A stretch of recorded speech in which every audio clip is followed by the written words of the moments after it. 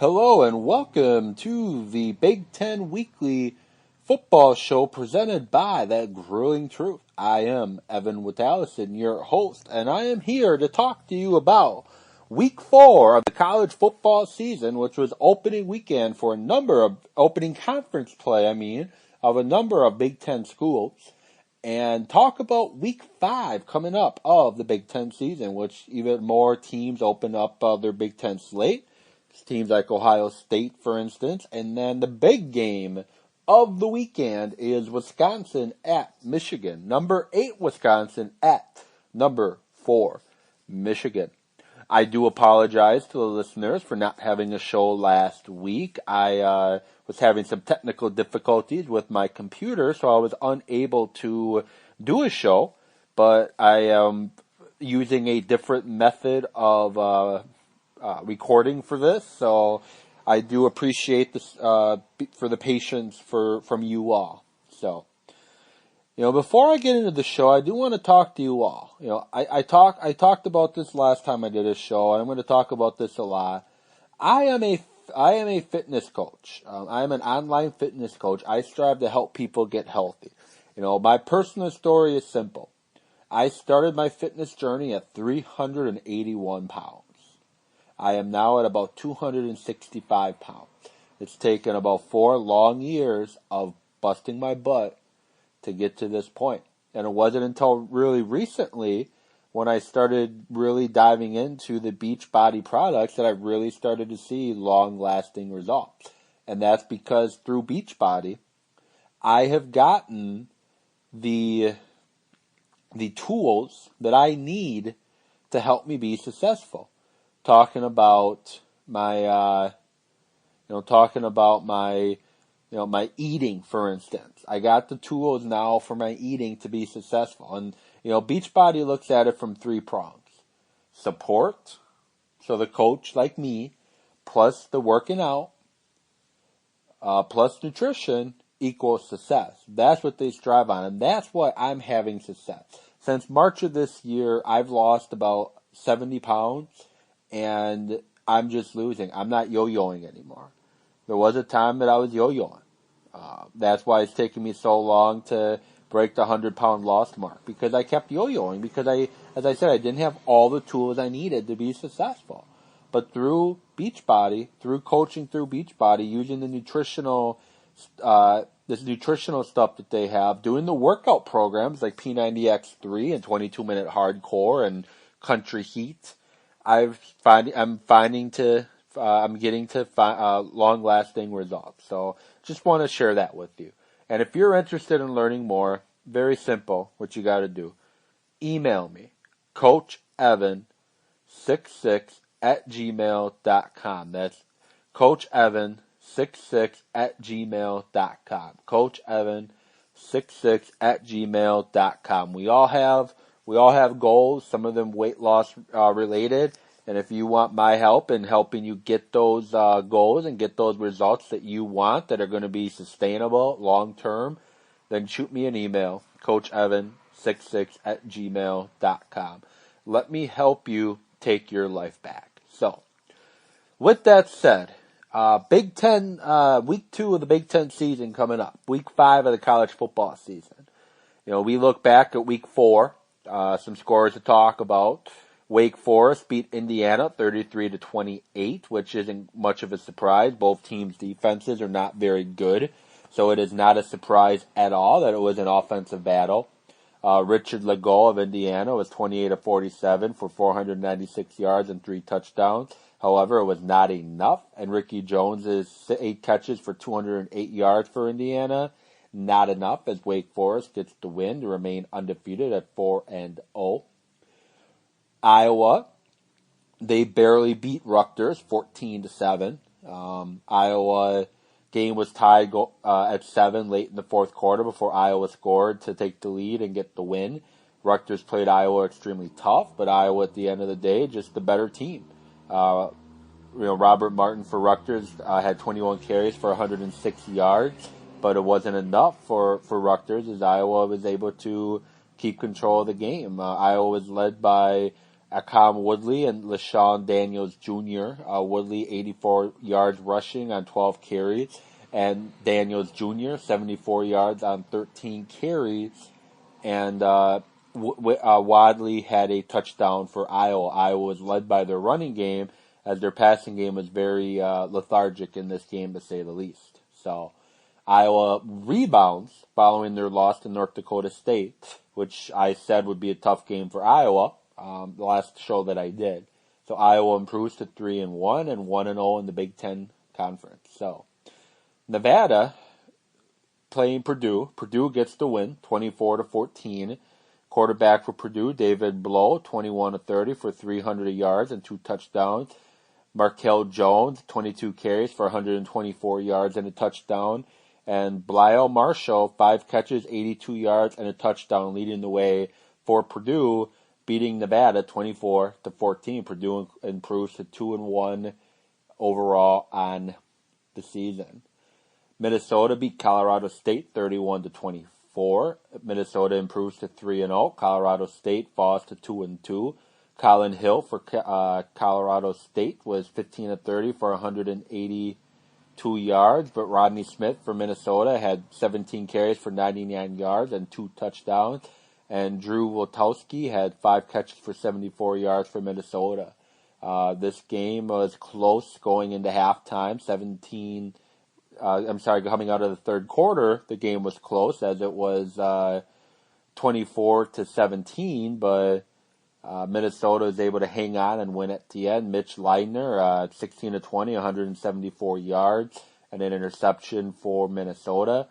Outside of Rodney Smith, who had the 99 yards rushing and 2 touchdowns. Shannon Brooks, running back for Minnesota, 13 carries, 85 yards, and a touchdown. And Mitch Leidner, quarterback, had 50 yards on 10 carries and a touchdown. Minnesota ended the day with 4 rushing touchdowns and 243 yards rushing on 45 attempts.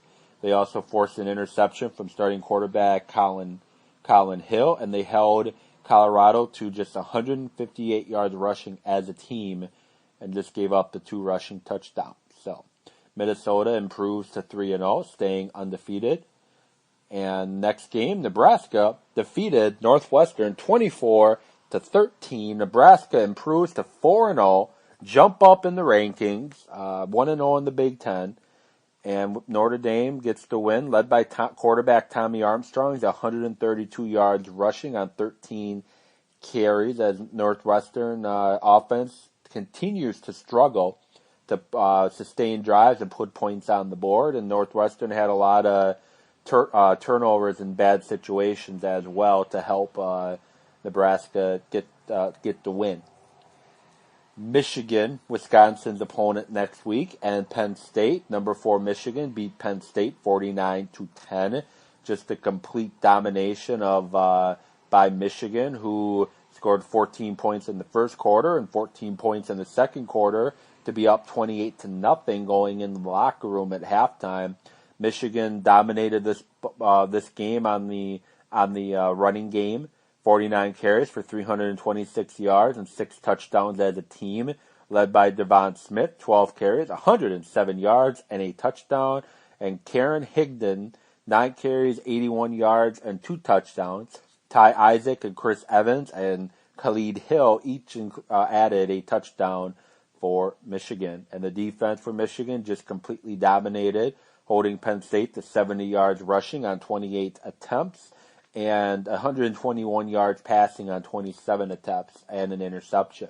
Quarterback rating for Trace McSorley, 12.3, as Michigan gets the dominating victory over Penn State. And probably the shocker of the weekend, Wisconsin beats Michigan State 30-6. Wisconsin control of this game early. They had a 7-3 lead after 1, a 13-6 lead after 2, and then scored 17 points in the third quarter to get the win, 30-6.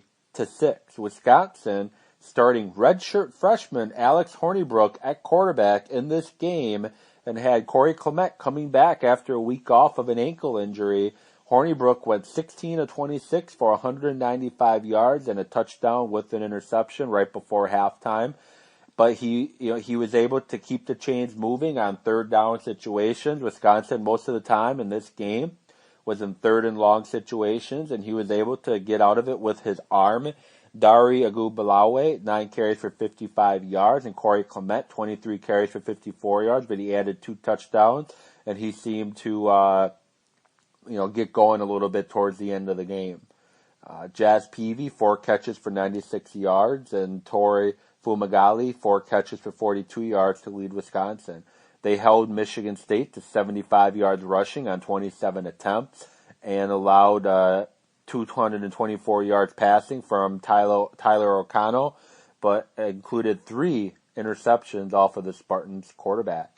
And as I said, Hornibrook was able to convert many third down conversions. Wisconsin ended the game 7 of 16 on third down and 2 for 2 on fourth down conversions. So Wisconsin is able to keep the ball on third downs. Michigan State 4 of 13 on third downs and 0 for 2 on fourth downs.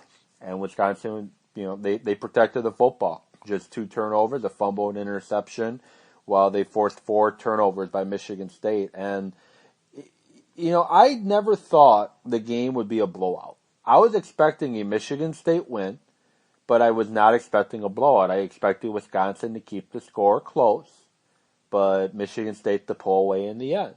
However, I was wrong. Wisconsin won by a huge, huge blowout in this one. Very impressive win. And it raises the question, is Wisconsin legit? That raises that question. And I'm going to talk about that in a minute, because Wisconsin, we get to find out how legit they are as number 8 Wisconsin travels to the Big House to take on number 4 Michigan this coming Saturday. Now, first going to run through the Big Ten slate of games and give predictions on who I think is going to win. First game up, I'll mention Michigan State 2-1, 0-1 in the Big Ten versus Indiana 2-1 overall.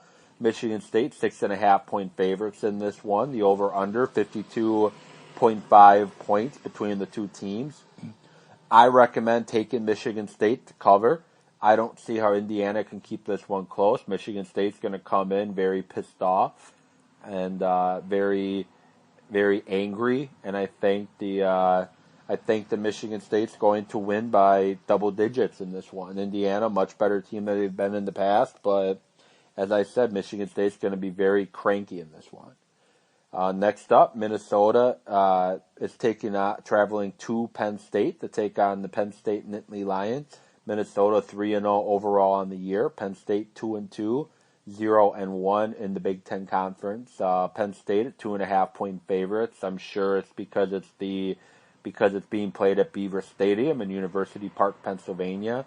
But my money's on Minnesota. I think Minnesota gets the win, as they can be more of a traditional running downhill team. Chance for rain. Penn State more of a spread team. When the ball is wet and you have the ball going in a lot of different misdirections, you're going to be more prone to turning the ball over. And I think Minnesota forces some turnovers on Penn State, and I think Minnesota gets the win to improve to 4-0. And if Minnesota does get the win and improves to 4-0, they should be ranked in the top 25 after this week, in my opinion. Illinois travels to Lincoln, Nebraska to take on the Nebraska Cornhuskers. Lovie Smith has Illinois 1-2 so far in his early tenure as Illinois head coach. Number 15th ranked Nebraska is 4-0 overall, 1-0 in the Big Ten season. Nebraska 20-point favorites in this one, and I look at it on paper, Nebraska should cover the spread quite easily. But it all falls, and I talked about this my last show 2 weeks ago, it all falls on Tommy Armstrong. Tommy Armstrong, dual threat quarterback, run and pass the football. If he is protective of the football, Nebraska should easily cover this one. They should easily cover the spread and then some. However, if Tommy Armstrong is a little sloppy with the football, turns it over, goes to the Tommy Armstrong that we've seen in the past, then it might be a little more difficult for Nebraska to cover. Now, I don't think Illinois has a shot at all in coming close to winning the game, but that 20-point line, it all depends on Tommy Armstrong. And the way Tommy Armstrong has played through 4 games this year, I would put my money on Nebraska to cover this 20-point spread. Next game, Purdue versus Maryland. 2-1 Purdue, 3-0 Maryland. Maryland, this game being played at Maryland Stadium, College Park, Maryland. Maryland is 10.5-point favorites over Purdue. And I look at this, and I expect Maryland to win. Maryland's a team that has a pretty strong defense. It's going to be played in the rain. Purdue is a team that likes to throw the football. The weather could be a huge factor in this one, and you got a team that likes to run the ball versus a team that likes to throw the ball. In this one, I got to go with the team that likes to run the ball. I see Purdue making some mistakes throwing the football. They can be mistake prone, and I see that happening this week. I see Maryland covering the spread, 10.5 points. I see them covering it. If I was a betting man, put the money on Maryland.